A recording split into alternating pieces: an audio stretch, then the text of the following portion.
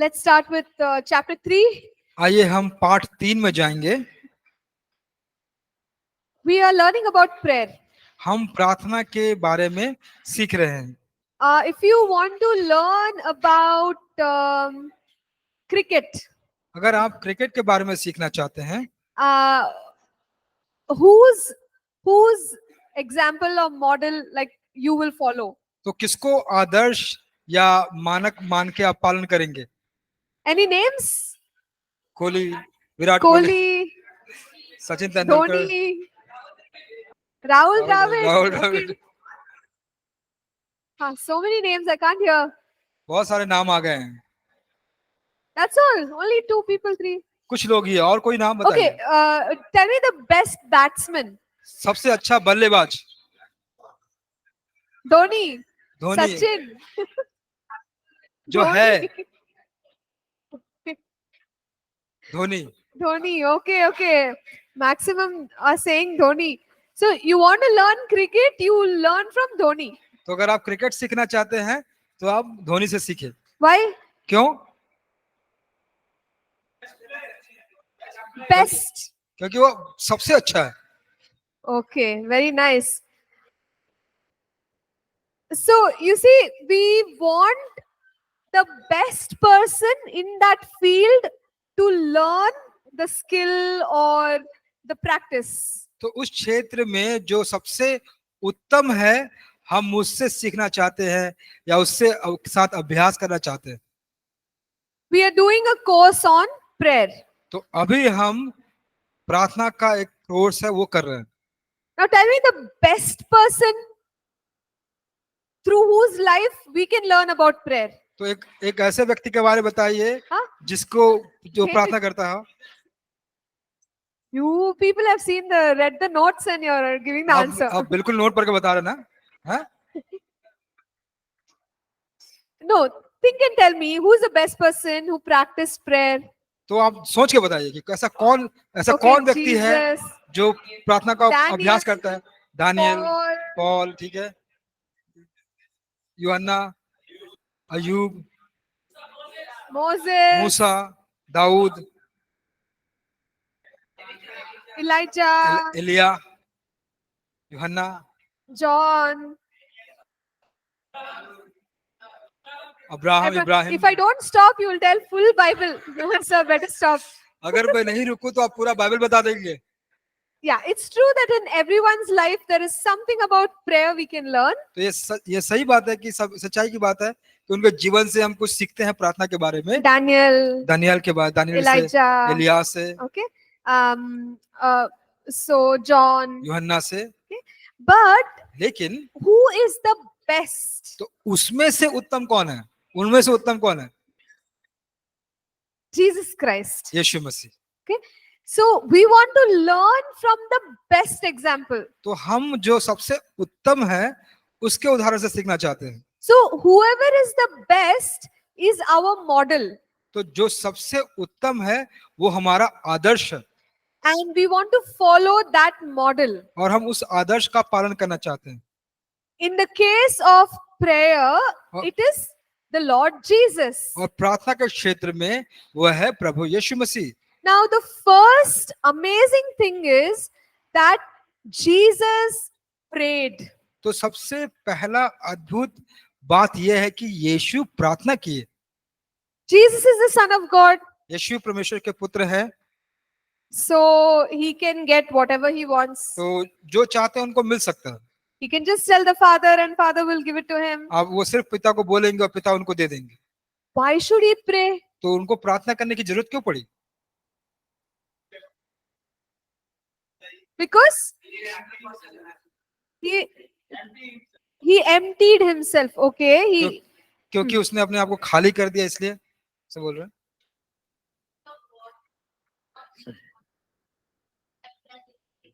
Okay, to have intimacy. वो घनिष्ठता को बनाने के लिए। Yes, brother, please go ahead. जो बहन ने किया था कि परमेश्वर की इच्छा को जानने के लिए। But again, he is the Son of God. वह परमेश्वर का पुत्र है। Why should he spend time praying? तो क्यों उसको समय बिताना चाहिए प्रार्थना के? to set an example. एक उदाहरण रहने के लिए, एक नमूना रहने के लिए, बनने के लिए।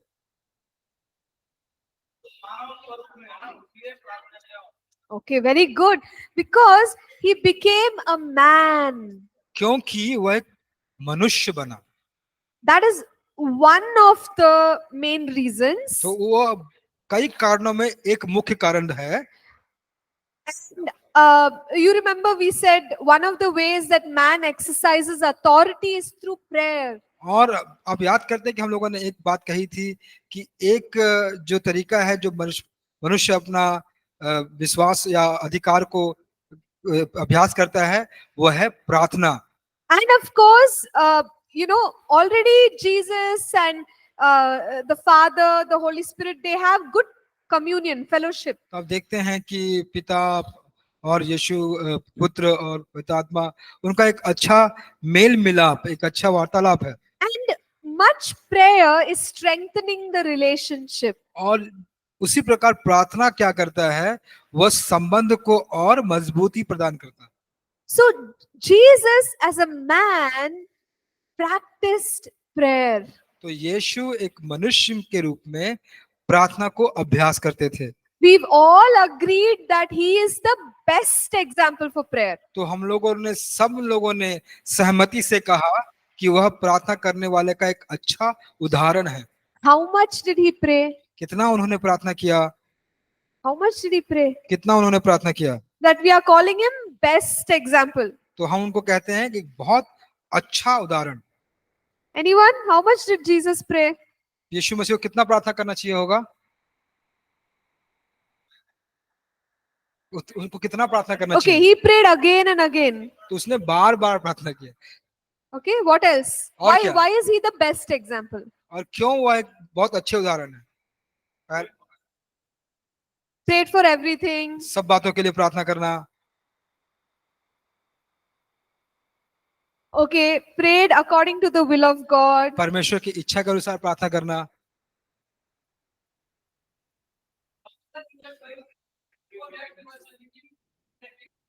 Okay, he was. Okay. Brother, in Hindi you can. जो कुछ भी वो करना चाहते थे, वह उससे पहले परमेश्वर से प्रार्थना करते थे और परमेश्वर को समर्पित करते थे।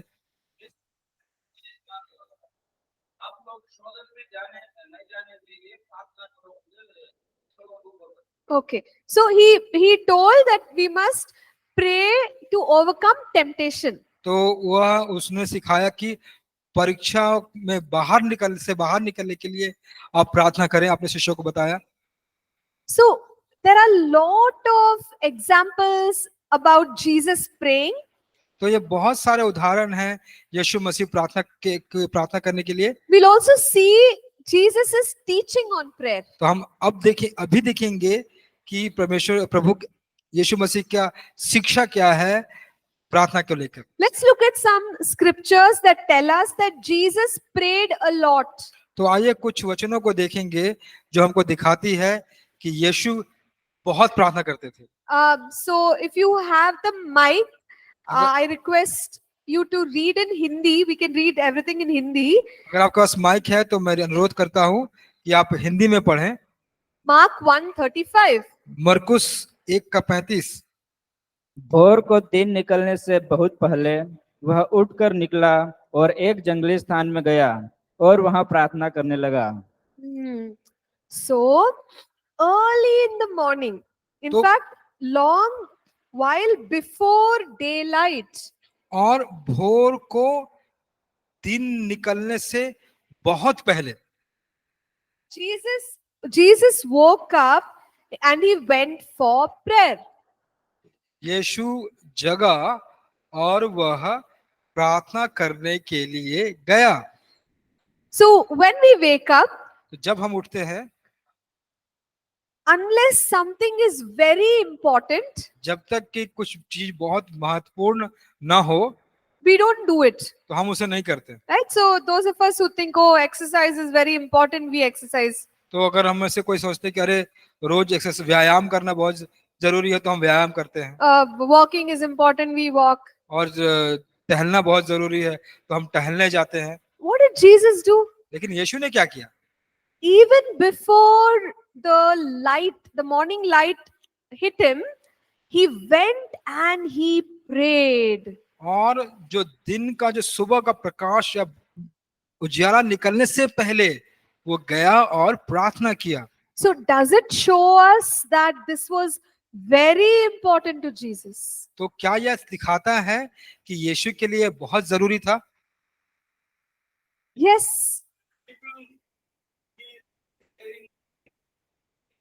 Yeah, so whatever he's praying for, but he's praying, right? तो किसी के लिए भी प्रार्थना कर रहा है, लेकिन वो प्रार्थना कर रहा है, लेकिन वो जो उठ रहा है सुबह, It was important. ये बहुत जरूरी था उसके लिए। So early in the morning, is it easy to wake up early in the morning? क्या ये and बहुत pray? आसान की बात है कि अब सुबह उठ जाते हैं? Maximum people, your expression is like, बहुत लगभग लोग ऐसे बोल रहे हैं, आपका जो भाव है चेहरे का, only few early birds, happily they are saying 5 a.m. कुछ लोग हैं जो बहुत पहले उठते हुए ऐसा कह रहे खुशी से कि हाँ 5 बजे। But maximum people are like, no way, लगभग लोग कहते अरे कोई रास्ता नहीं इसके, right? Because it's not easy. क्योंकि ये बहुत आसान नहीं है। But if it is important, will you do it? तो क्या अगर जरूरी है तो आप करेंगे? Let's say you have a train, 3 तो- बजे का ट्रेन है, early So- morning. So just एक उदाहरण में आप कहिए कि यू हैव अ ट्रेन है फॉर 3 o'clock अर्ली मॉर्निंग, कितने लोग उठेंगे? so how many of us will wake up? Get ready, pack the bags. सब Station लोग 3 o'clock. स्टेशन 3 बजे जाना है, सब लोग Sure. Everyone. सब लोग, Nobody wants to sleep. कोई सोना नहीं चाहता ना? Why? क्यों? ट्रेन मिस हो जाएगा. ट्रेन छूट जाएगी। So train is so important. So train बहुत जरूरी हो गया। प्रार्थना, okay. प्रेयर है, okay. Yeah, sometimes you don't sleep also because train is there. तो कभी हम सोते भी नहीं है क्योंकि ट्रेन का टाइम है, ट्रेन है। But I'm just helping us understand when something is important, we will do it. तो हम यहाँ दिखाना चाहते हैं आपको कि अगर कोई बहुत जरूरी बात है जो बहुत महत्वपूर्ण है तो आप उसे करेंगे, Even if it is difficult, अगर वह कठिन होगा तो भी, even if we have to sacrifice, अगर हमको बलिदान करना है तो भी we will do it. हम करेंगे उसे। Look at Jesus. यीशु को देखिए, I don't think it was easy for him, मैं तो नहीं सोचता कि उसके लिए बहुत आसान बात होगी। but he woke up early in the morning वह एकदम भोर को उठा and then he went into prayer और वह प्रार्थना में गया, because it was important. क्योंकि यह जरूरी था। Okay, now let's see a little bit more about how Jesus prayed. अब और देखेंगे थोड़ा सा कि यीशु ने प्रार्थना कैसे किया। Mark 6, मरकुस 6 45 to 46. 45 से 46 तक, Anyone? Can you please read it? कोई पढ़ सकते हैं इसे? तब उसने तुरंत अपने चेलों को नाव पर चढ़ने के लिए विवश किया कि वे उससे पहले उस पार बेतसैदा को चले जाए, जब तक कि वह लोगों को विदा करे। उन्हें विदा करके वह पहाड़ पर प्रार्थना करने को गया। Okay, so we see that Jesus had done good ministry among lots of people. तो हम यहाँ पे देखते हैं कि यीशु ने बहुत अच्छा एक सेवकाई किया है बहुत लोगों के बीच में। And after the ministry time, तो उस सेवकाई के बाद he told his disciples, okay, you go. Put तो them in the boat and said, okay, you go. और अपने दोस्तों, अपने जो चेलो था उनको कहा कि अब तुम जाओ, And he himself went to a mountain और वह खुद पहाड़ पे गए and he started to pray. और वह प्रार्थना करने लगे। See, whenever we do some good ministry, देखिए, जब भी हम कोई अच्छी सेवकाई करते हैं you're so happy. तो हम लोग बहुत बहुत खुश होते हैं। And maybe you're also very tired हो सकता है कि आप बहुत थके भी होंगे, because, you were standing, you were sharing and talking and praying. तो आप खड़े थे, आप साझा बांट रहे थे, वचन कर रहे थे, दे रहे थे, प्रार्थना कर रहे थे। So we may feel that, okay, now I'll go, I'll take some good rest. तो आप वह महसूस कर सकते हैं कि अच्छा ठीक है, अब मैं जाऊंगा और एक अच्छा से आराम करूंगा। But what did Jesus do? लेकिन यीशु ने क्या किया? He went and he went to a mountain quietly to pray. और वह शांत रूप से गया पहाड़ पर कि वह प्रार्थना करे।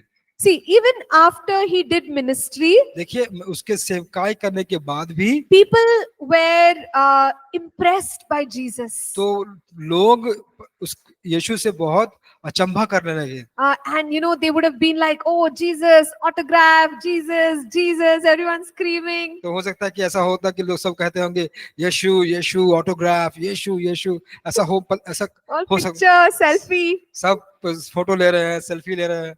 Jesus is like, I have something more important to do right now. तो ऐसा लगता है कि यीशु कहेगा अरे मेरे तो अभी बहुत जरूरी काम करना है अभी, All this is not affecting me.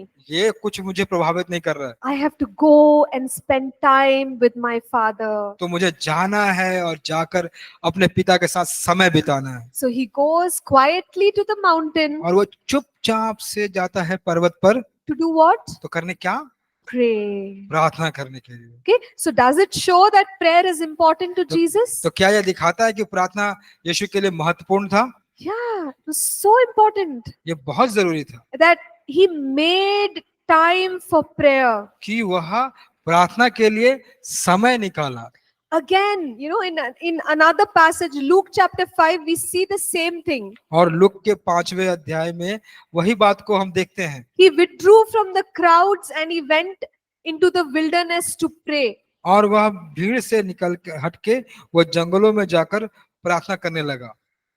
There are other times when Jesus went to the mountain to pray. और दूसरे समय में भी यीशु पहाड़ पर गया प्रार्थना करने के लिए। In fact, Luke 6 and verse 12 says he prayed the whole night. और देखिए महत्वपूर्ण बात यह है कि लूका के 6 के 12 में ऐसा लिखा है कि वह पूरी रात प्रार्थना किया। When he was in the garden of Gethsemane, he knew that in some time he will be crucified. और गसमनी के बगीचे में वो जानता था कि अब उसको कुछ समय में क्रूस पर चढ़ाया जाएगा। What did Jesus do? यीशु ने क्या किया? He prayed. उसने प्रार्थना किया। What did he tell his disciples to do? अपने चेलों को क्या कहा करने के लिए? Pray. What did the प्रार्थना करें। disciples do? प्रार्थना। यीशु ने, चेले ने क्या किया? सो गए। So good. Okay. They slept। But he told them, why are you sleeping? You should pray. तो उसने कहा, यीशु ने कहा कि तुम सो क्यों रहे हो, तुमको प्रार्थना करनी चाहिए। So there is so much of importance to prayer in the life of Jesus. कि देखिए कि परमेश्वर के यीशु के जीवन में प्रार्थना के लिए बहुत बहुत महत्वपूर्ण स्थान था। See, if there is one person who can tell God something once and get it done, it's Jesus. तो देखिए अगर मान लीजिए एक व्यक्ति है जो परमेश्वर से कहे कि ये बात हो जाए, ये चीजें हो जाए, तो वो है यीशु। He can easily do that वो बहुत आसानी से कर सकता है because he's the son of God. क्योंकि वो परमेश्वर का पुत्र है। But look at his life of prayer. लेकिन आप उसके प्रार्थना जीवन को देखिए, So much of prayer. देखिए कितना ज्यादा प्रार्थना है। Commitment to prayer. प्रार्थना के प्रति समर्पण, Effort in prayer. प्रार्थना के प्रति अपना प्रयास, उसकी कोशिश। So that is what we are saying, that he is the best pattern to learn about prayer. तो इसलिए हम कहते हैं कि वो बहुत ही उत्तम प्रणाली है प्रार्थना को सीखने के लिए। So till now we understood that Jesus made a lot of time for prayer. तो अब तक हम समझ गए कि यीशु ने बहुत सारे समय बनाए प्रार्थना के लिए। Now let's understand, what was the outcome of his prayers. तो अब समझते हैं कि उसके प्रार्थना का जो फल था वो क्या था।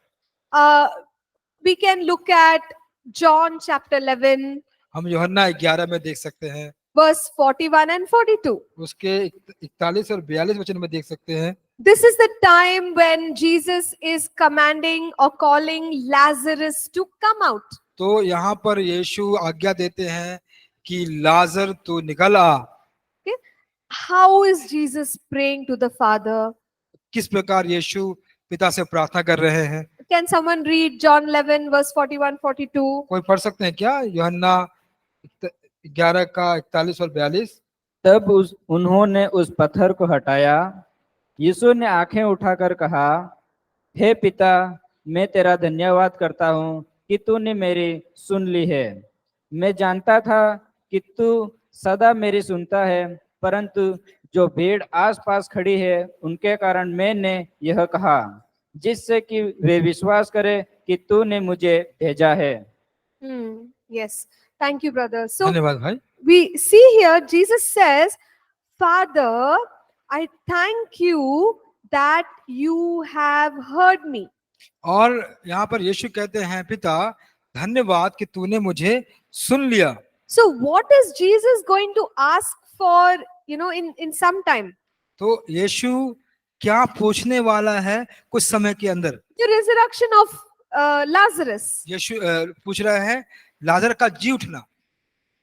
That may seem like a big thing to us. तो ये हो सकता है कि हमारे लिए तो बहुत बड़ी बात जान पड़ती होगी। Oh, resurrection of a dead man. और मृत व्यक्ति का पुनरुत्थान, उसका फिर से जी उठना।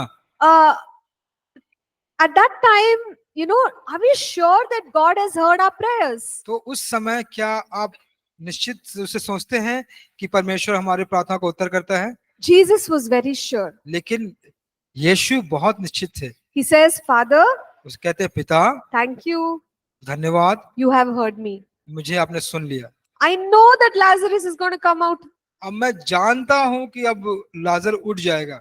Even in this prayer, इस प्रार्थना में भी he knows he'll get 100% results. और वो जानता था कि वो 100% उसको परिणाम मिलेगा। He knows the prayer is answered. वो जान चुका है कि उसका प्रार्थना, उसका उत्तर मिल चुका He उसे। knows that things will work according to the prayer. तो वो ये भी जान चुका है कि चीजें उसके प्रार्थना के अनुसार होंगी। Is there anything in the life of Jesus where the Father said, sorry Jesus, I can't give you? तो यीशु के जीवन में कुछ ऐसी बात कभी भी हुई है कि जहाँ पर पिता ने कहा होगा कि यीशु सॉरी, माफ कर दो, मैं नहीं से कर सकता? Anything. कुछ भी ऐसी चीज Think and tell. आप सोच के बताइए। not to go on the cross, एक छोटी चीज जहाँ पे पिता ने कहा कि माफ कीजिए यीशु, मैं नहीं कर सकता। not to die on the cross, not to die on the cross. हाँ, लेकिन in that case, in the beginning Jesus says, but later he says, not my will, yours be done, right? तो उस अवस्था में क्या कि शुरू में वो कहते हैं, लेकिन बाद में कहते हैं कि मेरी इच्छा नहीं लेकिन तेरी इच्छा पूरी। So he submits to the will of God. तो वह परमेश्वर की इच्छा में समर्पित करते हैं। So ultimately his prayer is, your will be done. तो उसका जो प्रार्थना है वह है कि तेरी इच्छा पूरी हो। End में that is the thing, right? तो अंत में वही बात है ना, हाँ, कि okay. उसकी इच्छा पूरी हो, परमेश्वर की इच्छा। Any place where we can say Jesus's prayer failed? तो कोई ऐसा जगह है जहाँ पे हम कह सकते हैं कि यीशु की प्रार्थना असफल हुई? हाँ या ना? In his hometown, संदेह में बात कर रहे हैं। No, they are sure. It did not fail. तो वो कभी असफल नहीं हुआ। So that is why again we are saying Jesus is our model. तो इसीलिए हम कहते हैं कि यीशु हमारा आदर्श है। He never failed. वो कभी असफल नहीं होते। All the prayers he prayed, he never failed. जितने भी प्रार्थनाएं उसने की वो कभी भी असफल नहीं हुआ। The Father heard all his prayers. उसके पिता ने सारे प्रार्थनाओं को सुना। How did Jesus pray like that? तो किस प्रकार यीशु ने ऐसे प्रार्थना की? Right? So we want to know. तो हम जानना चाहते हैं, We want to learn. हम सीखना चाहते हैं। Okay? We saw Jesus prioritized prayer. हमने ये देखा कि प्रभु यीशु ने प्रार्थना को प्राथमिकता दी। Second, Jesus never failed in prayer. और दूसरा है कि यीशु कभी भी प्रार्थना में असफल नहीं हुए। And this is what Jesus taught. और यही यीशु ने सिखाया। He told that the disciple should be like his master. और उसने सिखाया कि उसके जो चेले हैं उसके मालिक के जैसे होने चाहिए। Let's read Matthew 10:24 and 25. आइए पढ़ेंगे मत्ती 10 चेला का 24 और 25। चेला अपने गुरु से बड़ा नहीं होता और ना दास अपने स्वामी से। चेले का गुरु के और दास का स्वामी के बराबर होना ही बहुत है। जब उन्होंने घर के स्वामी को शैतान कहा तो उसके घर वालों को क्या कुछ ना कहेंगे। Okay, thank you. Brother, can you read Luke 6 and 40 also? और लूका 6 अध्याय 40 वचन भी पढ़े। चेला अपने गुरु से बड़ा नहीं, परंतु जो कोई सिद्ध होगा वह अपने गुरु के समान होगा। Very nice. धन्यवाद, बहुत अच्छे। So it says that a disciple should at least be like his master. तो यहाँ पे कहता है कि जो चेला है वो उसको कम से कम अपने मालिक के जैसा होना चाहिए। See, a disciple may want to go more, higher than the master. तो हो सकता है कि जो चेला है अपने शिक्षक या अपने मालिक से और आगे जाना चाहता Yeah, हो। if they do better than the teacher, great. अगर वो अपने गुरु से बड़ा करना चाहता है तो बहुत अच्छी बात है, महान बात है। At least लेकिन थोड़ा सा, कम से कम like the teacher. वह मालिक के जैसा या गुरु के जैसा होना चाहिए, Okay, at least like the master. उसके मालिक के जैसे। Who are the disciples? तो यहाँ पे चेले कौन है? We. हम Okay, we are the disciples. हम चेले हैं। Who is the master? तो यहाँ पे मालिक कौन है? Jesus is the master. Yeshu So, है। what did we understand from this? तो इससे हम क्या सीखते हैं? We should be at least like Jesus तो हमको कम से कम यीशु के जैसा बनना है and practice the kind of life that Jesus had. और उस जीवन का अभ्यास करें जो यीशु का जीवन था। What in Jesus's life, what had a lot of importance? तो यीशु के जीवन में किस बातों का बहुत ज्यादा महत्वपूर्ण स्थान था? Prayer. प्रार्थना का। So if the master is giving so much attention to prayer, तो अगर मालिक देता है प्रार्थना को बहुत ज्यादा ध्यान, I am a disciple. तो मैं तो चेला हूँ, I should also give importance to तो prayer. मुझे भी प्रार्थना में अपना महत्वपूर्णता देना है। The master is spending so much time in prayer. मालिक जो है वो बहुत ज्यादा समय बिता रहा है I am a disciple. और मैं तो एक चेला हूँ, I should also spend time in prayer. तो अब मुझे भी ज्यादा समय बिताना है The प्रार्थना में। master is successful in prayer. स्वामी तो बहुत सफल है प्रार्थना में, Even I have to learn to be successful तो in prayer. मुझे भी सीखना है कि मैं भी प्रार्थना में सफल हो जाऊं। So that's what Jesus is saying. तो वही यीशु कह रहे हैं, All the disciples, सारे चेले at least you be like me. कम से कम मेरे जैसा बनो। Okay?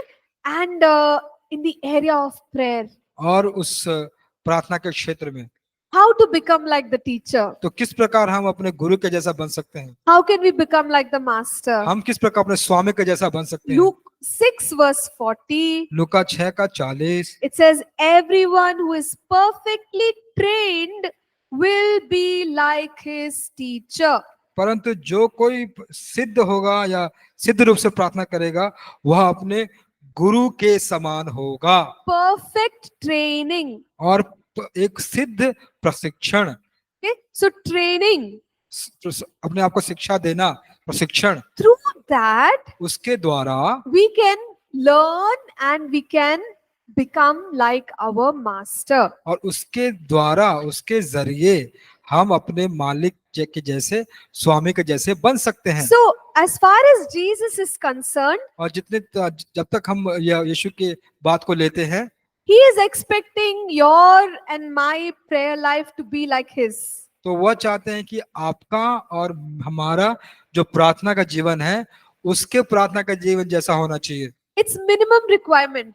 या बहुत ही न्यूनतम जो जरूरी है वो है That our prayer life कि हमारा प्रार्थना जीवन be like the prayer life of Jesus. वह यीशु के प्रार्थना के जीवन के जैसा हो जाए। And we already said that God hears our prayer. और हम लोगों ने पहले से ही कह दिया है कि परमेश्वर हमारी प्रार्थनाओं का उत्तर देते हैं And his ears are open to the cries of the righteous. और उनके कान जो हैं धर्मियों की प्रार्थना सुनने के लिए खुले रहते हैं। And when we ask according to the promises of God, और जिस प्रकार हम उसके प्रतिज्ञाओं के अनुसार अगर हम प्रार्थना करते हैं या मांगते हैं, then we will get the answer. तब जाके हमको जो उत्तर है अवश्य मिलेगा। Let's see what God says or Jesus says in Matthew chapter 7. देखिए, हम देखेंगे कि मत्ती 7 में यीशु क्या सिखाते हैं। Somebody has to read from the Bible verses 7 to 11. कोई किसी को मत्ती के 7 का 7 से 11 पढ़ना पड़ेगा। मत्ती के 7 अध्याय के 7 से 11 पढ़ना पड़ेगा। मांगो तो तुम्हें दिया जाएगा, ढूंढो तो तुम पाओगे, खटखटाओ तो तुम्हारे लिए खोला जाएगा। क्योंकि जो कोई मांगता है उसे मिलता है, और जो ढूंढता है वह पाता है, और जो खटखटाता है उसके लिए खोला जाएगा। तुम में से ऐसा कौन मनुष्य है कि यदि उसका पुत्र उससे रोटी मांगे तो वह उसे पत्थर दे, या मछली मांगे तो उसे सांप दे? अतः जब तुम बुरे होकर अपने बच्चों को अच्छी वस्तुएं देना जानते हो, तो तुम्हारा स्वर्गीय पिता अपने मांगने वालों को अच्छी वस्तुएं क्यों ना देगा। So we see God is encouraging us to ask. तो देखिए, परमेश्वर हमको प्रेरणा देते हैं मांगने के लिए। Now imagine if I tell brother, like, brother, if you want water, you ask me. तो मैं भाई से कहता हूँ कि भाई अगर तुमको पानी चाहिए तो आप मुझसे मांगिए। Brother, you ask me for water. बहन पानी दीजिए। I keep it far away. मैंने दूर रख दिया इसको। Okay. Ask me again for water. बहन थोड़ा पानी और दीजिए मुझे। I'm not going to give you. मैं आपको नहीं दूंगा। What do you feel about me? Because I only told him, if you want, you ask. तो आप मेरे बारे में क्या सोचते हैं कि मैंने ही कहा कि अगर तुमको चाहिए तो मुझे मांगो, But now I'm not giving. लेकिन अब मैं नहीं दे रही हूँ। Is there something wrong? क्या यहाँ पे कुछ गलत हो रहा है? Yes, no. हाँ या ना? Huh. Yes or no? हाँ या ना? Yes. Okay. Now, if I give, like I told him, brother, आपको if you want water, ask me. तो मैंने पूछा, कहा कि भाई आपको अगर पानी चाहिए तो मुझसे मांगिए। Now, brother, you ask. बहन मुझे थोड़ा पानी दीजिए। Yeah. Just take. Thank you. See, I told that you ask because I want to give.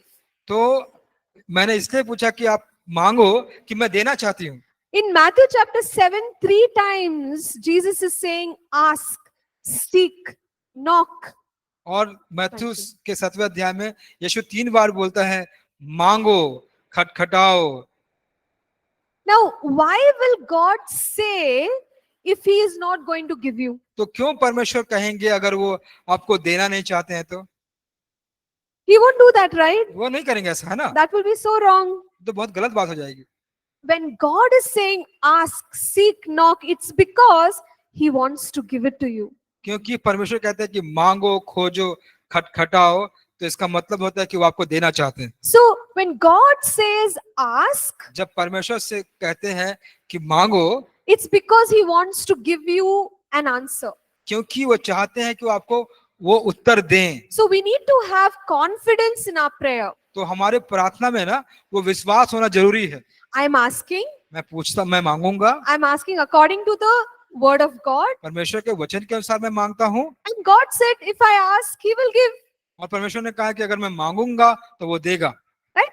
God will not take it away and say, no, no, no, I won't give you. तो परमेश्वर नहीं कहेगा कि अरे नहीं नहीं नहीं नहीं मैं तुम्हें नहीं दूंगा। We have to be clear about that. तो हम उसके लिए बहुत हमको साफ रीति से सोचना है। If God says ask, जब परमेश्वर कहते हैं कि मांगो, it's because He wants to give. क्योंकि वह चाहते हैं देना।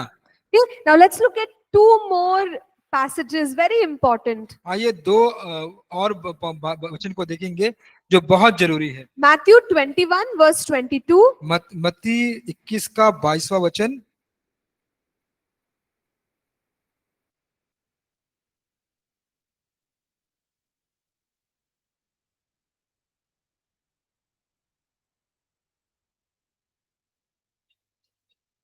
मत्ती 21 का 22वां वचन।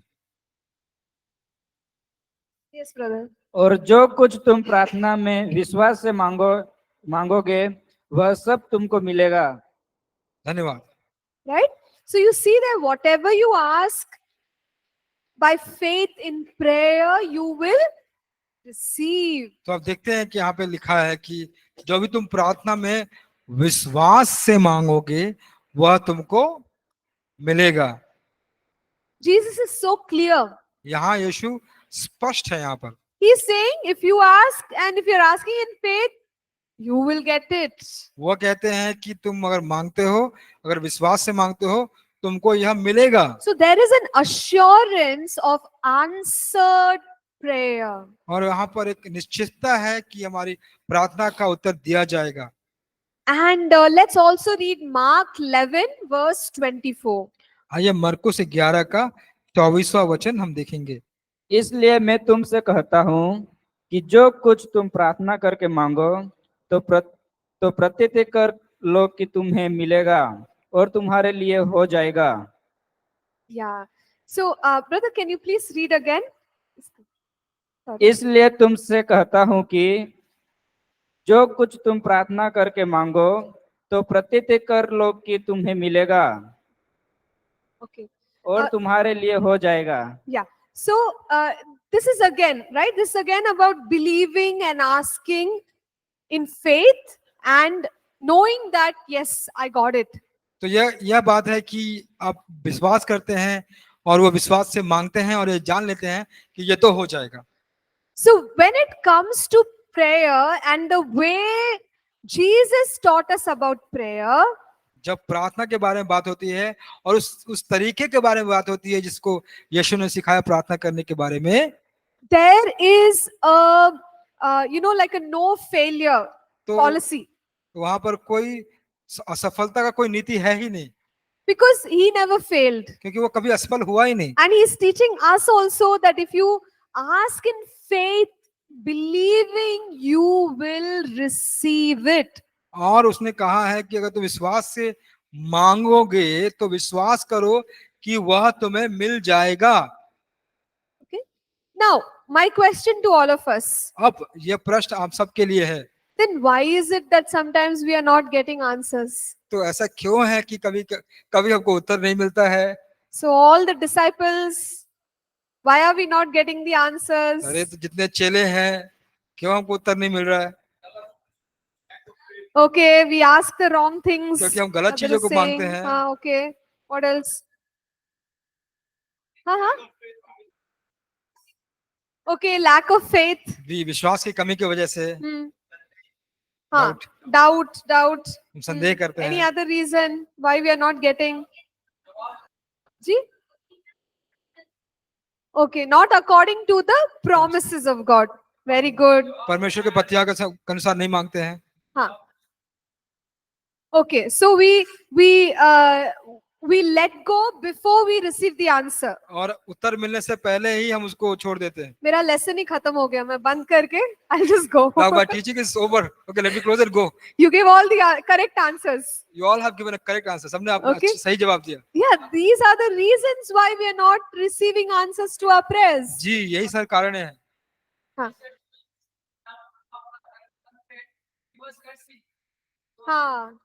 So the wrong prayer, if you pray the wrong prayer also, you don't get the answers.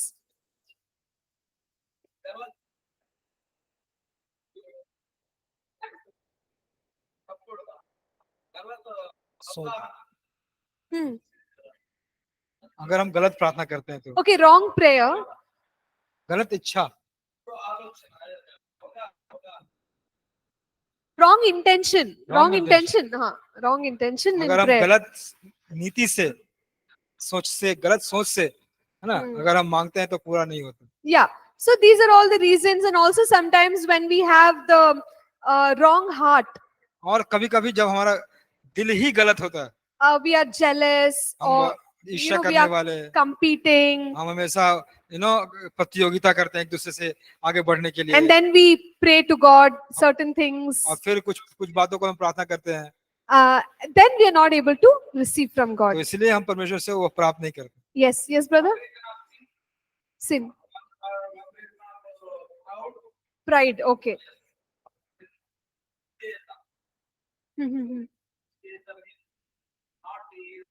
Okay, not listening. Disobedience. कभी Yeah. अनाज्ञाकारिता के चलते, नहीं सुनने के कारण। Okay. All right. So these are all the reasons why many of our prayers go unanswered. तो ये सारे कारण हैं जिसके कारण हमारी प्रार्थनाओं का जो होती हैं वो बिना उत्तर के हो जाती हैं। So are we clear about why our prayers don't get answered? क्या हम समझ लिए हैं ना कि हमारे प्रार्थना All का the उत्तर- reasons. सारे कारणों को कि किस लिए हमारी प्रार्थना का उत्तर नहीं होता है। हाँ. हाँ, So now let's talk about the boundaries of prayer. अब हम जो प्रार्थना की सीमा है उसके बारे में हम देखेंगे। We just saw that if we ask believing, we will receive. और हम लोगों ने अभी देखा कि अगर हम विश्वास करेंगे और प्रार्थना करेंगे तो हमें अवश्य मिलेगा। But will this be true when we are believing for like ungodly things? तो क्या ये सही है कि अगर हम कुछ जो परमेश्वर के खिलाफ या जो परमेश्वर के अनुसार नहीं है उसके बारे में हम सोचते हैं? We are believing हम इच्छा तो रखते हैं, and we are asking God. हम परमेश्वर से मांगते भी हैं, Then can we get it? तो क्या हम उसको मिलेगा? Like for example, in a office, तो एग्जाम्पल से उदाहरण के स्वरूप में एक ऑफिस में manager is there, एक प्रबंधक है and there are many people in the team, और उनके जो दल हैं उसमें बहुत सारे लोग हैं, and there is a promotion which is coming up.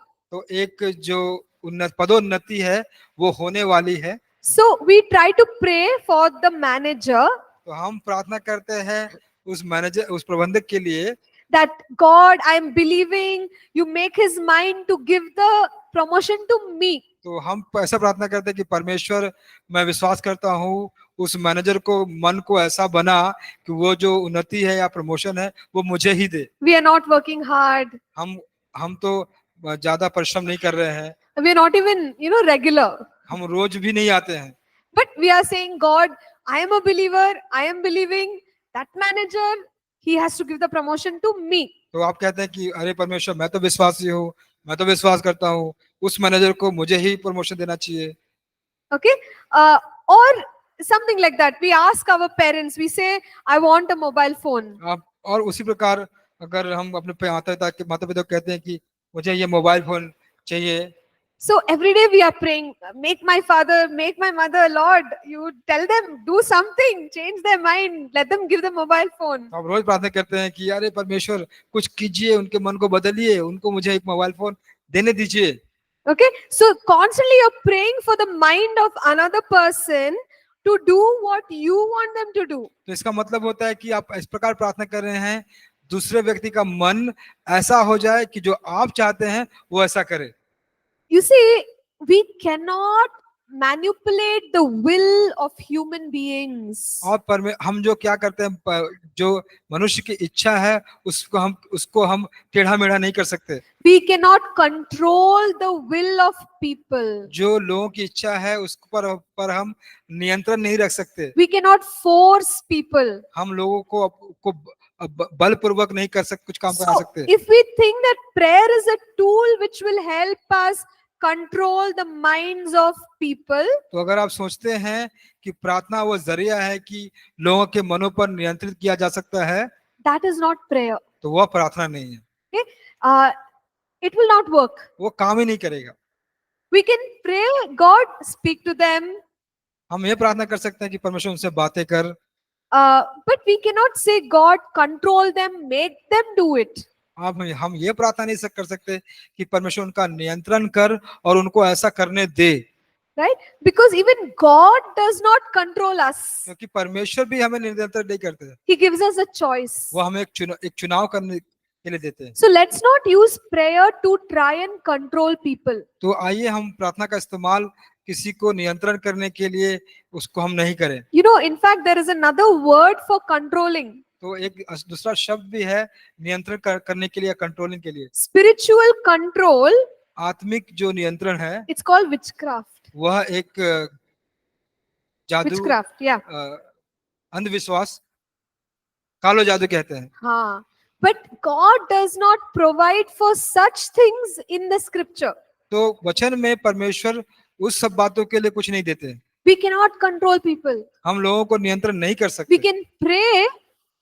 हम प्रार्थना कर सकते हैं, We can also ask God to influence them. हम प्रार्थना कर सकते हैं कि लोग आप उसको प्रभावित करें, But we cannot control and force them.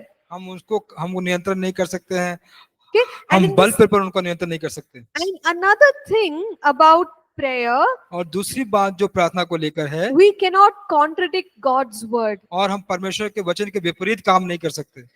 If God has already said something, अगर परमेश्वर कुछ बातों को पहले से ही कह चुके हैं, through prayer, we cannot change it. तो हम प्रार्थना के जरिए उसको बदल नहीं सकते। For example, एग्जाम्पल के तौर पे we know that Jesus Christ, he's going to come back, second coming. तो हम ये जानते हैं कि प्रभु यीशु का दूसरा आगमन होगा, So- सेकेंड, हाँ, If we pray and say, no, Lord, let's not have a second coming, तो आप कहें कि परमेश्वर नहीं, आप दूसरा आगमन नहीं होना हो, we are contradicting the word. तो हम इसका मतलब है जो वचन को है उसको हम उल्टा ठहरा रहे हैं। It will never work. ये कभी काम नहीं करेगा, There will be no success in that prayer. उस प्रार्थना में कोई सफलता होगी ही नहीं।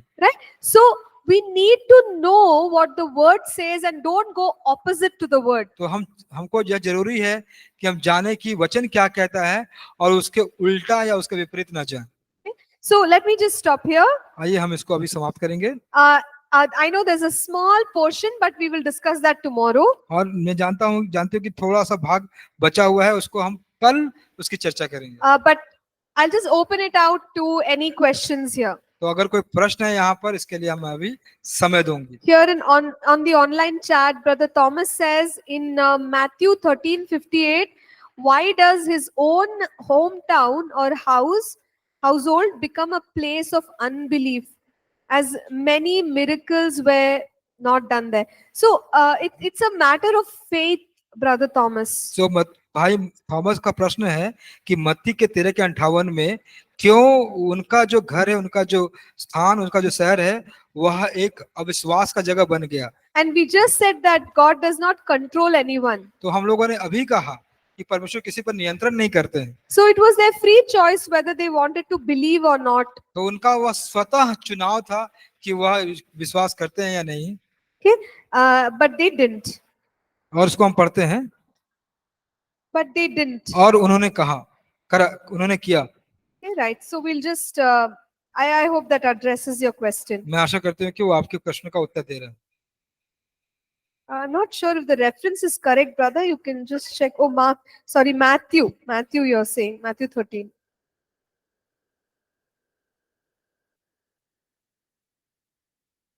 Yeah, the people of his own town did not believe, and it was because of their heart of unbelief.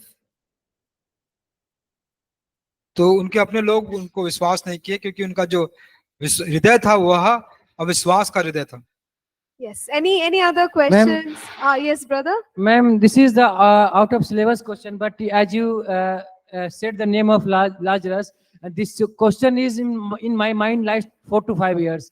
So just I'm asking you, why Jesus called he is firstborn who raised from the dead, but as we know from the scripture, he himself given life to Lazarus after the death. And also we have example in Old Testament where a girl was raised from the dead. So why Jesus, this is the third one as per this scripture. So why it is written he is the first one after the death? Yeah, that's because, see, all the other examples happened before the cross. देखिए ये सारे जो उदाहरण हुए ना, वह क्रूस के पहले हुए। And that means that, the work of redemption was still pending. तो इसका मतलब है कि जो उद्धार का काम था वो अभी भी होना था। And after Jesus died on the cross, और यीशु के मरने के बाद क्रूस पर, and he rose from the dead, और जब वह मुर्दों से जिलाया गया, what he's saying is now the work of redemption is fully done, तो वह कह रहे हैं कि जो उद्धार का काम है वह पूरा हुआ, because of which everyone else who believes in him will be raised from the dead. और इसके कारण जो भी उस पर विश्वास करता है वह मुर्दे में से जिलाया जाएगा। Okay, so that was like the starting point for all the believers to be resurrected.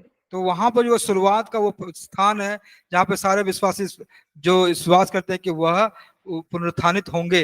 Okay, so on the basis of the work of the cross, he's saying he's the firstborn. तो क्रूस के जो काम को उसने किए थे उसके आधार पर वो कहते हैं कि वह पहले जन्मे। I hope that addresses your question, क्या brother, ये समझ somewhat. पाए आप? Yeah. But that's the only answer I have. अभी Some- वही उत्तर है हमारे पास के लिए। Thank you. Yes. Yeah. Okay. So sister is also very good point. She's saying that after Jesus was resurrected, he did not die. He's the only one who has never died. But So- the others, of course, they died again. They were risen and then they died. Good. तो यीशु मसीह का जो पुनरुत्थान हुआ उसके बाद वो कभी मरे नहीं, लेकिन जो दूसरों का पुनरुत्थान हुआ था वो मर गए दोबारा, है ना। तो ये बात है जो बहन ने जोड़ा। And Brother Thomas is asking about the words that appear on the screen as we speak. So, brother, I think you will need to work on your settings because everyone's settings are different. Here, we don't have the words appearing. So, there is an option called turn on captions or turn off captions. You can work on that and that will help you. भाई कह रहे हैं कि जो जो screen पे जो शब्द लिख के आते हैं तो उसके लिए अपने सेटिंग में आप जाएं और टर्न ऑन कैप्शन वो आप इस्तेमाल करें, क्योंकि हर हर सिस्टम का एक अलग अलग सेटिंग होता है, तो आपके सिस्टम में वो सेटिंग आप कृपया ऑन करें। Okay. So with that, let's wrap up today's class. और उसके साथ आइए अब इस कक्षा की हम समाप्त करते हैं आज के लिए, And we will continue tomorrow. और हम कल फिर से इसको Question. सीखेंगे। Okay.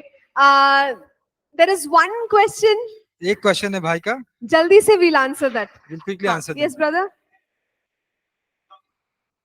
बैठ जाइए. बैठ जाइए बैठ कृपया। जाइए. हाँ. यीशु मसीह.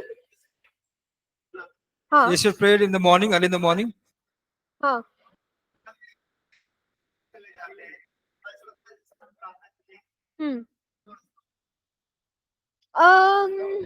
See, it's just a feeling. Like, don't go by the feeling. आपने किया है ना? That's the reality. Go by the reality.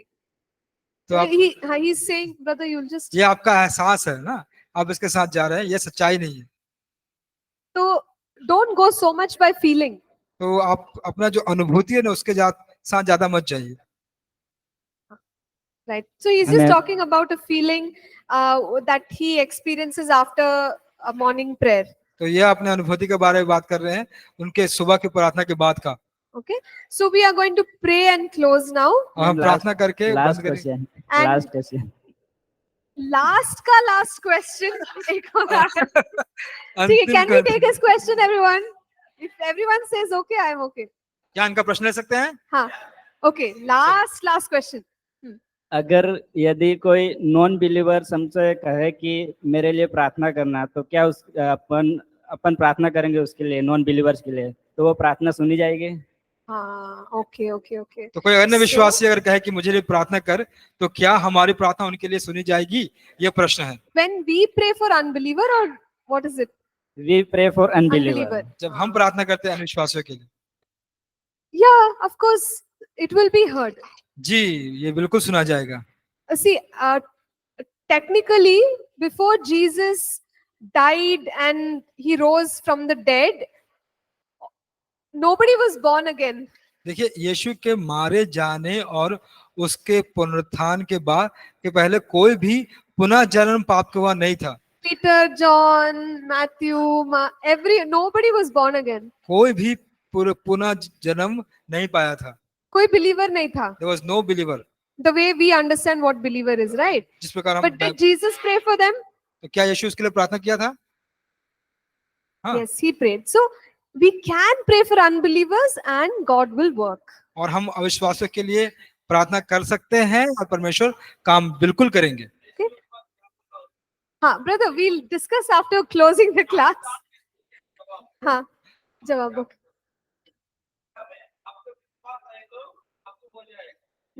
Okay, by faith. So the विश्वास के importance द्वारा। of faith. So let's close now. I request those who have the mic to please lead us in prayer. जिसके And we पास will- mic है, मैं अनुरोध करता हूँ आप प्रार्थना करें। सब आंखें बंद करें, प्रार्थना करें।